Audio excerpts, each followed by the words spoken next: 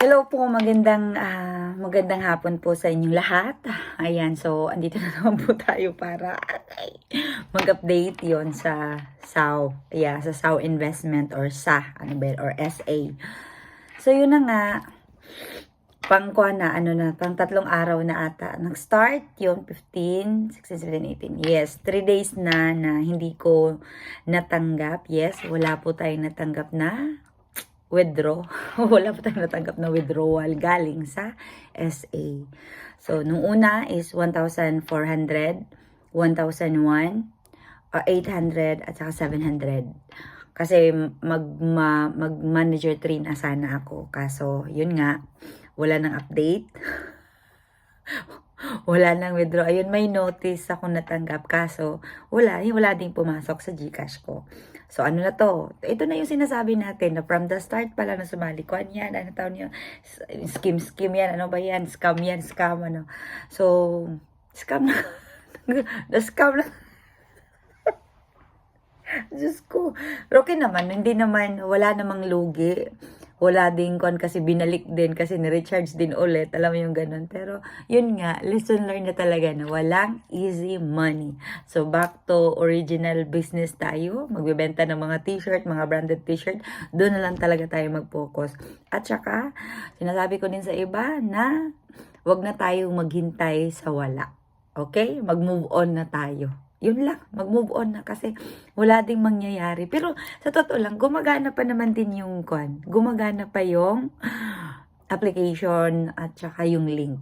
So, ayun lang, pumupunta lang dun para ibibenta yung yung electricity. Kasi alam mo, makita mo may 700 ka pa, pero yun pala is pera sa hangin, hindi totoong pera, 'di ba?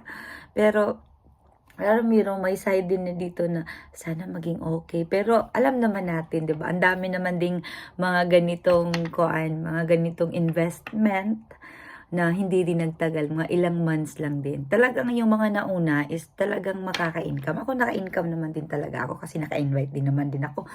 Marami-rami din ako na-invite ilan din sila? 18 ang na-invite ko. O, tapos yung mga 18 nag-invite. O, diba? So, damay-damay na to. Marami tayong nangulelat.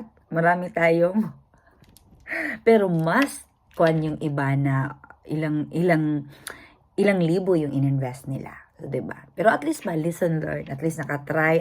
Okay, ganito ba yun? Basta, nag-vlog din ako nung kahapon ba yun? In-upload ko? Oo. Pasensya naman, no? Hindi na ako mag-i-invite ngayon kasi talagang totoong na siya. Close na. Totoong wala na. Hindi na tayo Hindi. Huwag na nating pangarapin pa na maging okay. Kasi masasaktan lang tayo. Mas mabuti na tong, okay.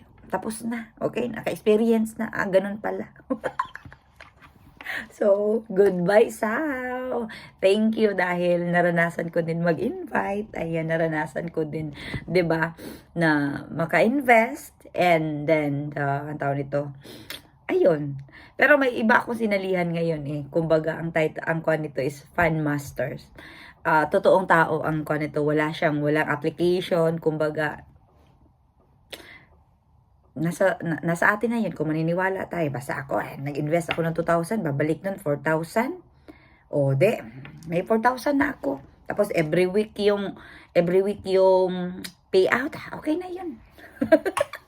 Kaysa naman yung pera natin andyan lang, 'di ba? So, i-try lang din natin baka o 'di ba? So, 'yan lang mga kaya sana yung mga nagsaw suka tayo ngayon. So, wala na. Kumbaga, naka-move on na, 'di ba? So, yan lang mga kayaters. And then, sorry naman sa iba na na-invite ko, no? Pero, wala na. Hindi na tayo wag na kayong sumali. Kasi, natutulog na si Sao. Bye!